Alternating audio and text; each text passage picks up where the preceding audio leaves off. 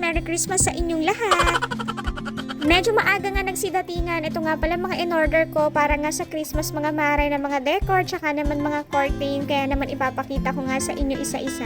Una ko na nga palang binuksan mga mare. Ito nga palang snowman LED light na talaga namang sobrang cute. Bukod nga sa red and gray na napili ko mga mare ay meron nga din silang available na dark blue, yellow, gold at meron nga din silang mixed colors. Umorder na nga din pala ako ng 3-in-1 curtain mga mare na pang Christmas nga para nga dito sa aming sala at para nga talagang feel na feel namin ang Christmas sa darating na Pasko. Ito nga yung kauna-unahan kong Christmas curtain mga mare dahil nga last year nga ito nga yung ginamit namin itong tinatanggal ko. Last Christmas kasi mga mare ang nabili ko nga lang na pang Christmas talaga yung kurtina nga sa may lababo, yung ref cover tsaka naman yung pangsapin sa lamesa. At tsaka nakabili nga din ako ng 3 pieces nga na true pillow cases mga mare na pang Christmas din. Bale yung tablecloth nga pala mga mare, yung ref cover tsaka naman yung mga true pillow cases ko ay ganitong design nga din sa kurtina. Isang shop nga lang yung pinagbilihan ko ng mga yun mga mare kasama nga itong kurtina na to dahil nga subok ko na talaga na maganda talaga yung mga tahi nila at maganda rin talaga yung tela nga na ginagamit nila. At saka every time na order ako sa kanila mga mare na hindi na talaga ako nagwo-worry dahil nga alam ko na nga na maganda talaga yung quality ng mga tela na ginagamit nila at talagang hindi ako binibigo. High quality talaga yung mga tela nga na ginagamit nila mga mare kaya naman for sure na hindi nga ito yung huling pag-checkout ko sa kanila dahil nga sa susunod nga ay mag-checkout nga ulit ako. Anyways mga mare, dahil nga ang team nga ng ating bahay ay team puti at team gray nga kaya naman pagka nga Christmas nga idadagdagan nga natin yan ng kulay red. Hindi ko talaga tinatanggal ang kulay red mga mare pagka nga Christmas dahil nga alam niyo naman ang kulay red na sinisimbolize nga niya ang love and happiness. At saka iba din kasi talaga ang epekto mga mare ng Christmas natin pagka nga meron tayong nakikita na mga kulay red o kaya naman kulay green. Kaya ganitong design nga ng curtain yung napili ko mga mare para nga naandito pa nga rin yung team ng ating bahay which is white and gray. Tinry ko lang talaga itong curtain mga mare para nga makita ko nga din kung sakto nga ba dito sa aming sala. At syempre mga mare, meron pa nga akong in-order na 2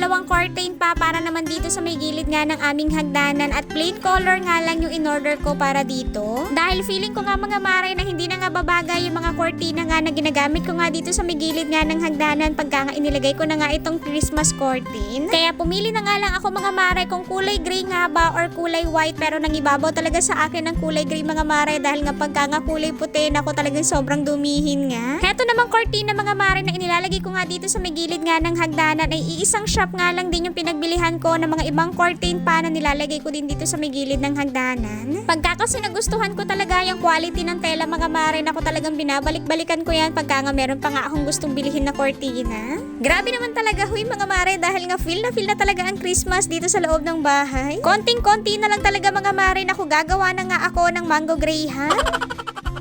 At syempre hindi pa tapos mga mare dahil nga umorder nga din ako ng same design mga mare pero table runner naman para nga doon sa aming isang lamesa pero tinesting ko lang dito sa aming dining table ngayon. At grabe naman talaga mga mare itong mga snowman LED lights ko dahil nga ang lakas talaga maka-feel ng Christmas. O ayan mga mare ha, maaga ko na pinakita sa inyo itong mga pinag-order ko para nga sa darating na Christmas kaya naman mag-order na nga din kayo para nga dumating nga din ito bago nga mag-Christmas. O siya mga mare, kung bet nyo nga rin itong mga pinag-order ko, ilalagay ko na lang po ang link sa comment section. Huy!